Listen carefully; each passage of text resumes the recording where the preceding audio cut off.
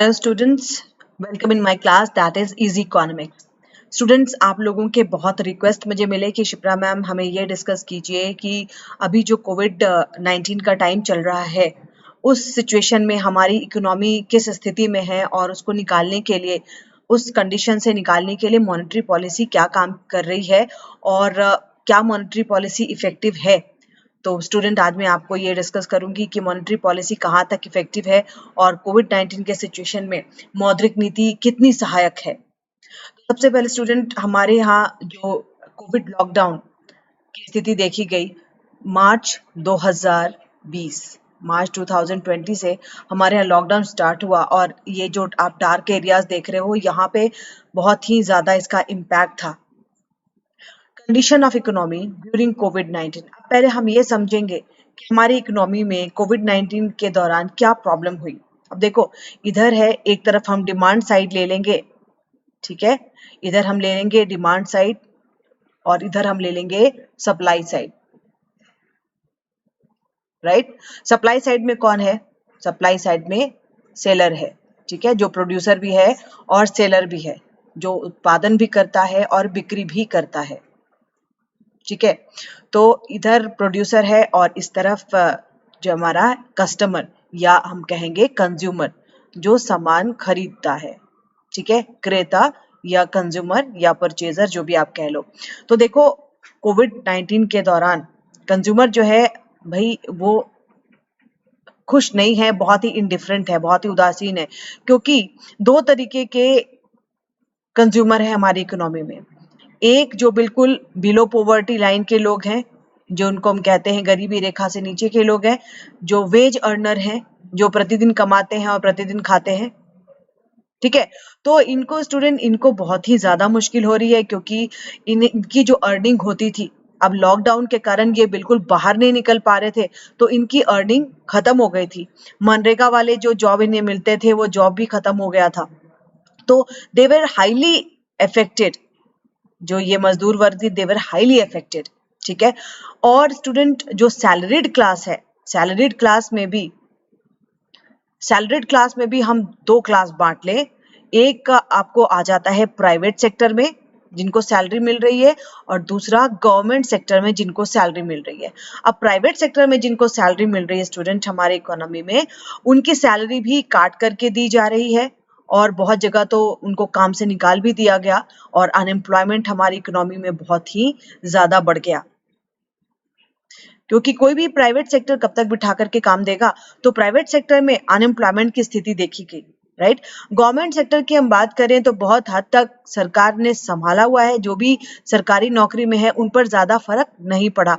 लेकिन स्टूडेंट देखो अब हम इन तीनों कंज्यूमर की बात करें तो इनके लिए भी स्थिति अच्छी नहीं है, इनके लिए सबसे बुरी स्थिति है, क्योंकि इनके ये जो है असंगठित क्षेत्र के श्रमिक हैं, ये हैं असंगठित क्षेत्र या अनऑर्गेनाइज सेक्टर के श्रमिक। अब जो अनऑर्गेनाइज सेक्टर के श्रमिक हैं उनके पास ना तो कोई पेंशन की सुविधा है, ना तो कोई उनकी सैलरी है बंधी हुई कि उन्हें दिक्कत नहीं है, ठीक है। तो इनके तरफ से जो ये डिमांड करते थे, क्योंकि इनके पास पैसे नहीं है तो डिमांड बहुत ही कम कर रहे हैं, इकोनॉमी में डिमांड कम हो गया। अभी आ गए सैलरीड पर्सन, उसमें भी प्राइवेट सेक्टर। तो मैंने क्या बोला, प्राइवेट सेक्टर में जो सेलर है वो बेचारा पहले ही उदास है क्योंकि बिक्री हो नहीं रही, तो वो अपने यहाँ से एम्प्लॉयज की छटनी भी कर रहा है, तो बेरोजगारी की दर बढ़ गई। अब बेरोजगारी की दर बढ़ गई स्टूडेंट, तो इनके द्वारा भी जो डिमांड किया जाता है वो भी कम होगा, ठीक है। गवर्नमेंट सेक्टर में भी अब देखो गवर्नमेंट सेक्टर में सैलरी मिल रही है, लेकिन उस सैलरी से जो ये डिमांड कर पाते इसके लिए इन्हें अपने घर से बाहर निकलना पड़ता। लॉकडाउन खत्म भी हो गया फिर भी बहुत ही कम ऐसे कंज्यूमर हैं जो कि बाहर निकल रहे हैं, तो डिमांड इनका ज्यादा नहीं घटा, लेकिन फिर भी डिमांड में पहले से कमी आई है। तो ओवरऑल हम अगर देख लें तो डिमांड साइड में इंडिया में डिमांड साइड में अगर हम देख ले तो डिमांड बहुत ही कम हो गया है, डिमांड बहुत ही कम हो गया है, ठीक है। अब डिमांड कम हो जाने से क्या होता है स्टूडेंट, डिमांड कम हो रहा है तो ये सेलर जो अपना सामान लेकर के यहाँ टोकरी लेकर के ये बैठा है, इसका सामान बिकेगा नहीं, है ना। मान लो इसमें वेजिटेबल है, सामान बिकेगा नहीं। अब सामान नहीं बिकेगा तो क्या होगा, सामान नहीं बिकेगा तो वो अपनी सामान की कीमत कम कर देगा, प्राइस कम कर देगा, तो प्राइस भी कम हो गया, डिमांड भी कम है, मतलब हमारी इकोनॉमी में बिल्कुल स्लो डाउन की स्थिति देखी जा रही है। और स्टूडेंट, हमारा जो पहला क्वार्टर गया है, पहला क्वार्टर जो हमारा तिमाही जिसको कहते हैं, उसमें 3 सेक्टर है ना, एग्रीकल्चर सेक्टर, इंडस्ट्री सेक्टर और सर्विस सेक्टर। तो इसका ग्रोथ रेट नेगेटिव गया है, इसका ग्रोथ रेट भी नेगेटिव गया है। एग्रीकल्चर सेक्टर का नेगेटिव नहीं गया है, लेकिन बहुत ही कम ग्रोथ रेट देखा गया है। तो स्टूडेंट, इस तरीके से हमारी इकोनॉमी में पहली तो समस्या हो गई है कि भाई मांग कम हो रही है, डिमांड कम हो रहा है। डिमांड कम होने की वजह से प्राइस भी कम है, ठीक है, इनको पूरा पूरा प्राइस मिल नहीं रहा। अब देखो प्रॉब्लम क्या हो जा रही है, अब धीरे धीरे कर करके, जैसे बाहर से कुछ तो हम सामान अपने घर में ही प्रोड्यूस कर लेते थे, कुछ सामान हम बाहर से भी मंगाते थे स्टूडेंट्स, ठीक है, कुछ सामान हम बाहर से भी मंगाते थे, इंपोर्ट करते थे। इंपोर्ट भी बंद हो गया है ना, इंपोर्ट भी पहले की तरह नहीं है, इंपोर्ट भी कम है। तो देखो दो प्रॉब्लम हो रही है, या तो काला बाजारी की समस्या होगी, है ना, चीजें जो है इंपोर्ट भी कम हो रहा है, या तो काला बाजारी की समस्या होगी, या फिर कीमतें कम होंगी तो बेचारा सेलर परेशान होगा। तो ये देखो बहुत ही मिसमैच की स्थिति है। ऐसा नहीं है कि एकदम से डिमांड कम है। अब गवर्नमेंट सेक्टर के जो लोग हैं वो तो डिमांड कर ही सकते हैं, लेकिन वो घर से बाहर नहीं निकल सकते। तो इस तरीके से हमारी इकोनॉमी में उथल पुथल मची हुई है। हर सेक्टर को हम अलग अलग लेकर के चल सकते हैं, है ना। इस तरफ अगर हम सप्लाई साइड में देखें तो ये जो सेलर है इसकी सामान की बिक्री ठीक से हो नहीं रही, तो ये और प्रोडक्शन कर नहीं रहा। अब जो पहले जो सामान पड़ा है वो ठीक से सेल नहीं हो रहा, तो वो और प्रोडक्शन नहीं कर रहा, तो इनके द्वारा प्रोडक्शन में कमी की जा रही है, ठीक है। प्रोडक्शन उतना पहले की तरह नहीं किया जा रहा है। प्रोडक्शन अब भाई कम हो रहा है, तो इनके द्वारा थोड़े लोगों को जॉब से निकाला भी जा रहा है, तो अनएम्प्लॉयमेंट की स्थिति देखी जा रही है। अनएम्प्लॉयमेंट इंडिया में बहुत ही ज्यादा बढ़ रहा है, 27% से भी ऊपर निकल गया। और अनएम्प्लॉयमेंट बढ़ जाएगा स्टूडेंट, तो हमारे यहाँ किस तरह की स्थिति हो जाएगी। अब डिमांड कम है, अनएम्प्लॉयमेंट बढ़ा हुआ है, तो हमारे यहाँ मंदी की स्थिति हो जाएगी। और मंदी की स्थिति हम कब कहेंगे, जब 3 क्वार्टर या 3 तिमाही तक हमारा ग्रोथ रेट नेगेटिव चला जाए। तो ये हमारी कंडीशन, हमारी इकोनॉमी की कंडीशन है अभी की, ठीक है। अब देखो इसमें मौद्रिक नीति कहाँ तक सहायक हो सकती है, किस तरीके से मौद्रिक नीति कारगर हो सकती है, और मौद्रिक नीति अभी कैसी अपनाई जा रही है। सबसे पहले आरबीआई के द्वारा जब मार्च में लॉकडाउन चला, तो आरबीआई ने मार्च 2020 से लेकर के 14 अप्रैल 2020 तक देश भर में 2 लाख करोड़ रुपए को नियमित रूप से निकालने के लिए एटीएम को रिफिल कराया, है ना। लॉजिस्टिक प्रॉब्लम के बावजूद, ट्रांसपोर्टेशन की प्रॉब्लम के बावजूद आरबीआई ने इंश्योर किया कि सारे एटीएम्स में पैसे रहें, ताकि लोगों को पैसे की किल्लत ना हो। और डिमांड हमारे, अब देखो एटीएम में पैसे डालने का मकसद क्या था, कि लोग पैसे निकालें और डिमांड करें, डिमांड बना रहे, है ना। मार्केट के फोर्सेस में डिमांड और सप्लाई, यही 2 फोर्सेस होते हैं ना जो प्राइस को डिटरमिन करते हैं। अब डिमांड अगर कम होता चला जाएगा स्टूडेंट, तो प्राइस गिरता चला जाएगा, राइट। और अगर प्राइस बहुत ही गिर गया तो मंदी की स्थिति आ जाती है, ठीक है। तो इसलिए एटीएम में पैसे रिफिल करना भी बहुत ही जरूरी है।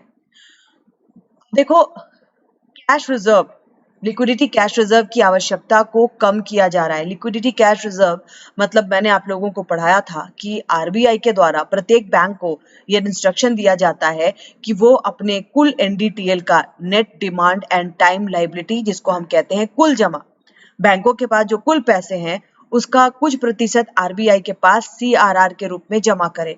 तो यह है liquidity cash requirement, liquidity cash ratios, है ना। एलसीआर को कम किया जा रहा है स्टूडेंट, ताकि ज्यादा से ज्यादा, एलसीआर कम करने का मतलब ये क्या है, ये मान लो कि एसबीआई बैंक है, एसबीआई बैंक पहले अपने 100 रुपए में से 4%, मान लो 4 रुपया दे देता था आरबीआई के पास सीआरआर के रूप में, नगद आरक्षी अनुपात के रूप में, जिसके पास 96 रुपये बचते थे। अब आरबीआई ने बोला कि भैया आप 4% मत रखो, आप 2% सीआरआर मेंटेन करो। तो अब इसके पास कितने हो जाएंगे, इसके पास 98 रुपीज हो जाएंगे।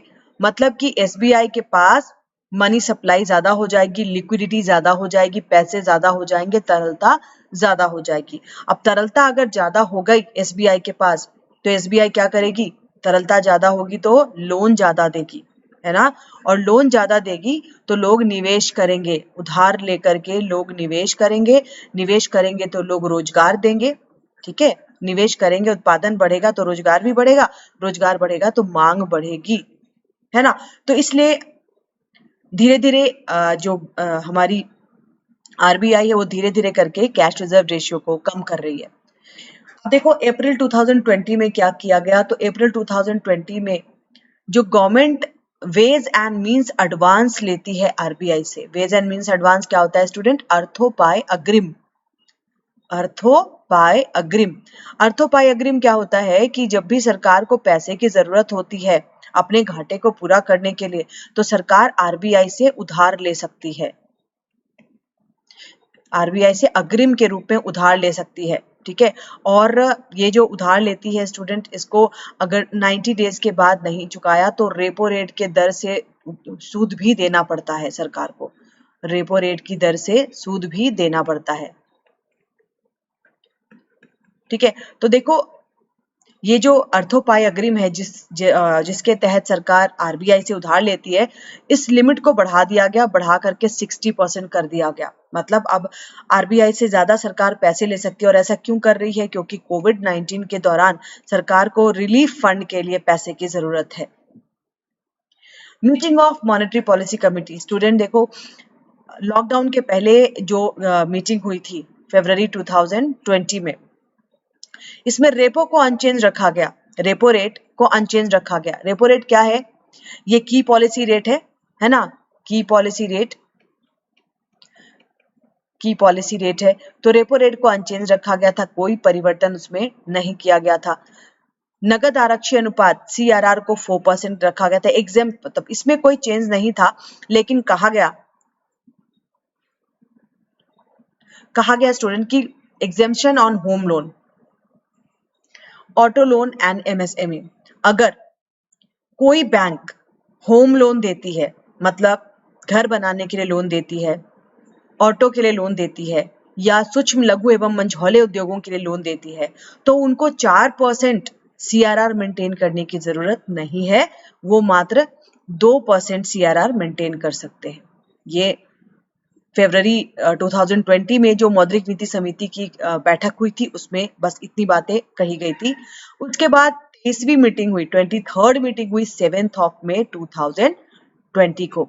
इसमें क्या किया गया, रेपो रेट को कट कर दिया गया, 4.4 से 4% कर दिया गया।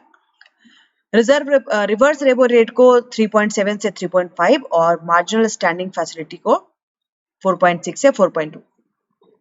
तो बेसिकली इसमें देखो स्टूडेंट क्या किया गया, इसमें सरकार ने आरबीआई ने एक्सपेंशनरी मॉनेटरी पॉलिसी अपनाई है। इसमें अगर आपको लिखने को आता है तो एक्सपेंशनरी मॉनेटरी पॉलिसी अपनाई है। एक्सपेंशनरी मॉनेटरी पॉलिसी क्यों अपनाई जाती है, मार्केट में मनी सप्लाई या मुद्रा की पूर्ति को बढ़ाने के लिए, कि मुद्रा की पूर्ति कम है तो लोग डिमांड कम कर रहे हैं, तो मुद्रा की पूर्ति अगर बढ़ेगी तो लोग क्या करेंगे, हाथ में परचेजिंग पावर बढ़ेगा तो लोग डिमांड करेंगे, और डिमांड करेंगे तो थोड़ा सा प्राइस बढ़ेगा और ग्रोथ रेट हमारा आगे आएगा, ग्रोथ होगा, ठीक है। तो एक्सपेंशनरी मॉनेटरी पॉलिसी अपना रही है, क्यों, क्योंकि मैंने आपको बताया था कि लोग डिमांड कम कर रहे हैं, देखा था ना हमने कि जितने भी कस्टमर हैं सारे अनहैप्पी हैं, सारे उदास हैं, कोई डिमांड नहीं कर रहा, पैसे नहीं है हाथ में।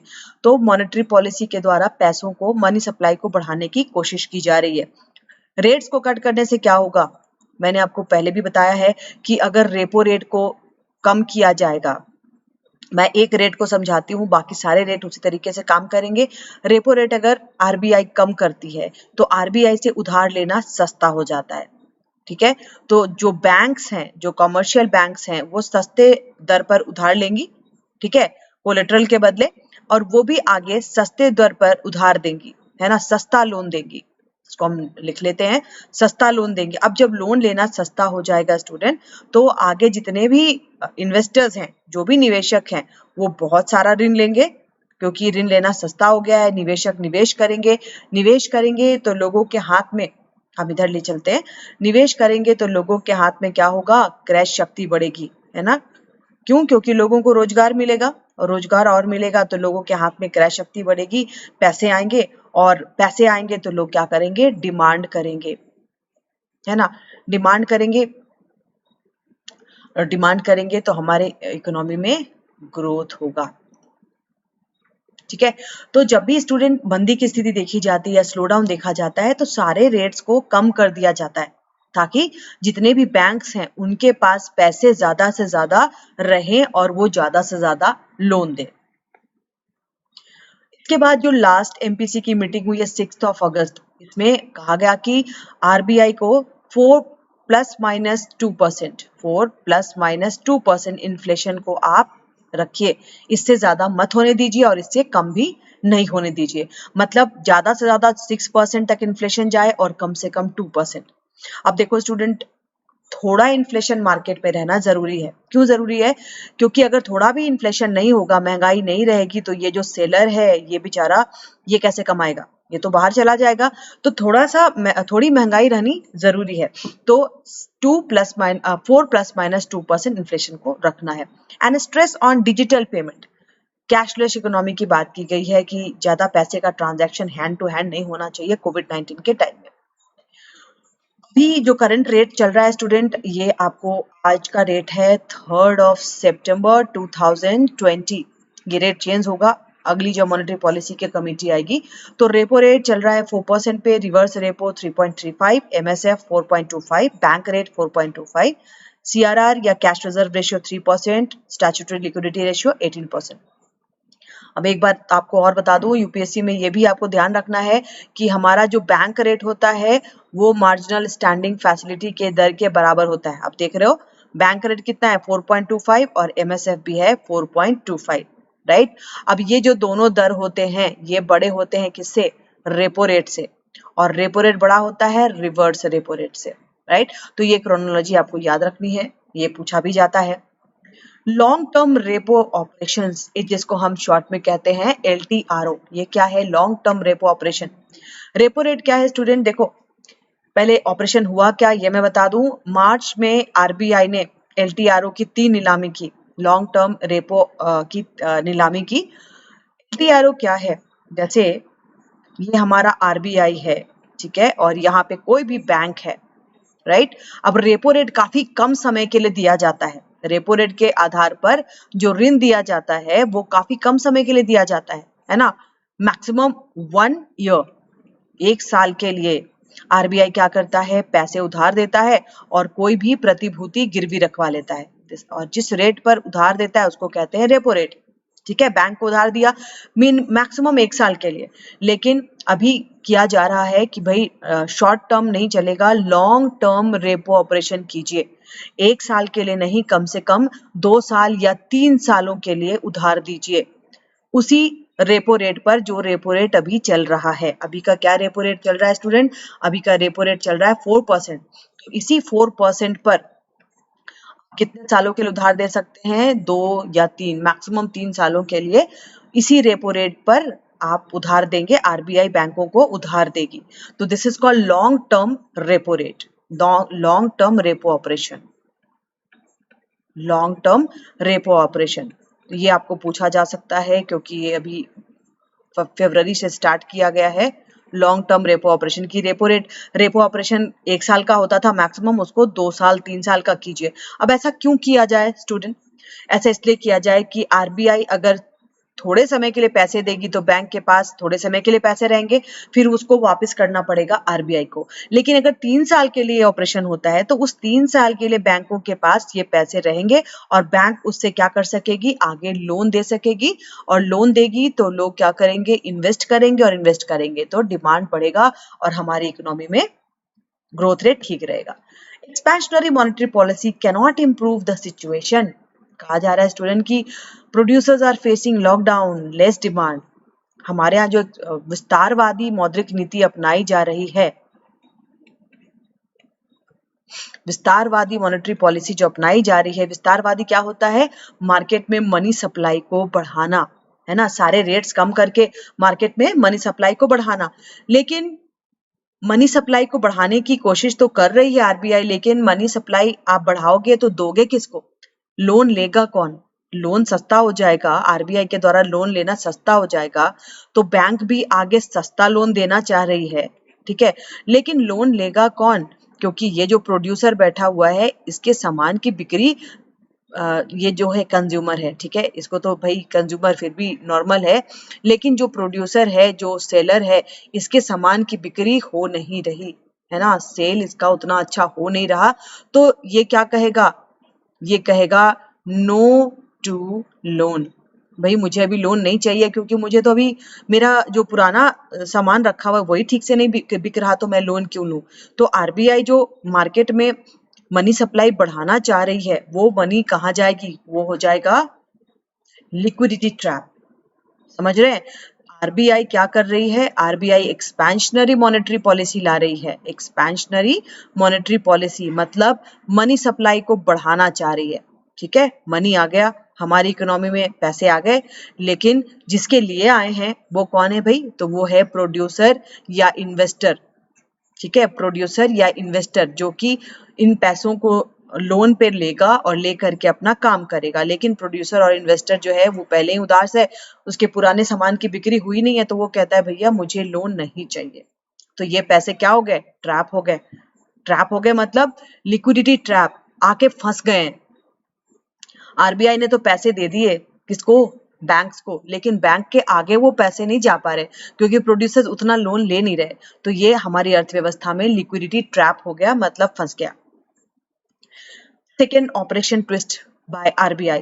देखो ऑपरेशन ट्विस्ट क्या है स्टूडेंट्स, ऑपरेशन ट्विस्ट है कि पहले मैं आपको बता दूं कि ऑपरेशन ट्विस्ट क्या है। RBI will buy longer dated government bonds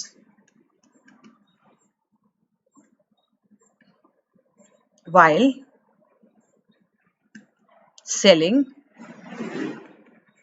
an equivalent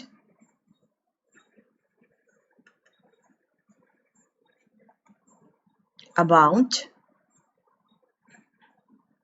in shorter dated treasury bill। अब देखिए स्टूडेंट ये क्या है, आरबीआई जो है, RBI will purchase longer dated government bond, ठीक है, लॉन्गर डेटेड मतलब काफी लंबी अवधि की। अब देखो अगर 1 साल का कोई बॉन्ड परचेज करती है आरबीआई, तो आरबीआई 1 साल के लिए पैसे देगी, बॉन्ड का समय जब खत्म हो जाएगा तो वो अपने पैसे वापस मांग लेगी। लेकिन यहाँ पे ऑपरेशन ट्विस्ट आया है कि आरबीआई जो है अब दीर्घावधि के बॉन्ड जो है वो परचेज करेगी। तो आरबीआई परचेज करेगी, आरबीआई पैसे गवर्नमेंट को देगी लंबे समय के लिए, 2 साल 3 साल, ताकि लंबे समय के लिए सरकार के पास वो पैसे रहें और सरकार उस पैसों का उपयोग कहाँ कर सके, उन पैसों का उपयोग कर सके वेलफेयर के काम पे। स्टूडेंट हमारे यहाँ जो स्थिति है अभी है बिल्कुल लिक्विडिटी ट्रैप की। हमारे जो गवर्नर हैं शक्तिकांत दास जी, उन्होंने भी कहा है कि हमारी जो मॉनेटरी पॉलिसी है अकेले इट वोंट हेल्प, अकेले जो है इट वुड नॉट हेल्प, अकेले हमारी जो मॉनेटरी पॉलिसी है वो काम नहीं करेगी, फिस्कल पॉलिसी को भी साथ में मिला करके हमें इस स्थिति से बाहर निकलना पड़ेगा। अब स्थिति आपको समझ में आ गई, हमारे यहाँ समान है, और एक्चुअली ये बहुत ही प्रैक्टिकल सिचुएशन है। मैं अपनी बात करूं तो मुझे अभी एक नया लैपटॉप लेना था स्टूडेंट, इन तेलंगाना मुझे एक नया लैपटॉप लेना था, लेकिन मार्केट में लैपटॉप थे नहीं। एप्पल का आईपॉड ढूंढ रही हूँ तो एप्पल का आईपॉड भी नहीं है, और जो भी है पुराने 1-2 मॉडल्स पड़े हैं, ठीक है। तो या तो हम उन पुराने मॉडल्स को नहीं लेंगे क्योंकि मुझे बिल्कुल आउटडेटेड लगा, क्योंकि इंपोर्ट भी बंद है, जो भी मॉडल है धीरे धीरे करके लैपटॉप की बिक्री हो गई है, तो लैपटॉप मुझे मिला नहीं और ऐसी कंपनी का लेना पड़ा जो मैं लेना चाह नहीं रही थी। तो इस तरीके से हमें भी कॉम्प्रोमाइज करना पड़ रहा है, जो हम डिमांड कर रहे हैं वो हमें एग्जैक्ट मिल नहीं रहा। मार्केट में भी वही स्थिति है कि प्रोड्यूसर जो है कुछ नया नहीं बनाना चाह रहा, कुछ नया उत्पादन नहीं करना चाह रहा, कह रहा है कि भाई पहले जो पुराने स्टॉक हैं वो निकल जाए। और हमारे पास इधर क्या स्थिति है, तो कुछ कंज्यूमर के पास बिल्कुल पैसे नहीं है, वो मनरेगा के जॉब को रेगुलराइज कराने की बात कर रहे हैं, और जिनके पास थोड़े मोड़े पैसे हैं तो वो मार्केट में निकल रहे हैं, लेकिन उनको वैसा प्रोडक्ट नहीं मिल रहा है जो वो ढूंढ रहे हैं। तो मार्केट में बिल्कुल डिमांड जो है एकदम कम होता चला जा रहा है, और डिमांड कम हो रहा है स्टूडेंट, तो अनएम्प्लॉयमेंट भी बढ़ती चली जा रही है। अनएम्प्लॉयमेंट 27% से ऊपर चला गया है। ठीक है, तो दिस इज द सिचुएशन, और हमारे यहाँ बिल्कुल लिक्विडिटी ट्रैप की स्थिति आ रही है, क्योंकि आरबीआई पैसे देना चाह रही है लेकिन प्रोड्यूसर इन्वेस्ट करने के लिए पैसे लेना नहीं चाह रहा है। तो ये जो लिक्विडिटी बैंक में आई है ये वहां पर ट्रैप होके रह गई है। स्टूडेंट, ये था कि भाई मॉनेटरी पॉलिसी के तहत अभी कोविड-19 में क्या किया जा रहा है। और स्टूडेंट, इससे संबंधित कोई भी क्वेरी होती है, कुछ भी आपको पूछना है, तो आप इस नंबर पे पूछ सकते हो। This is my WhatsApp number 7891851566। और स्टूडेंट, आप आगे और भी वीडियोस आपके लिए मैं लेकर के आती रहूंगी, और बस 1-2 दिनों में हम ऑनलाइन भी क्लास स्टार्ट करेंगे, तो उससे भी जुड़िएगा। और आगे इन क्लासेस को मैं जारी रखूंगी, और जितने भी स्टूडेंट जो काफी पुराने मेरे स्टूडेंट हैं, उन लोगों को किसी भी तरीके की कोई डाउट है या कुछ पूछना है, कुछ समझ में नहीं आ रहा है, तो आप लोग any time you can ask. ठीक है, चलिए आज के लिए इतना ही स्टूडेंट, थैंक यू।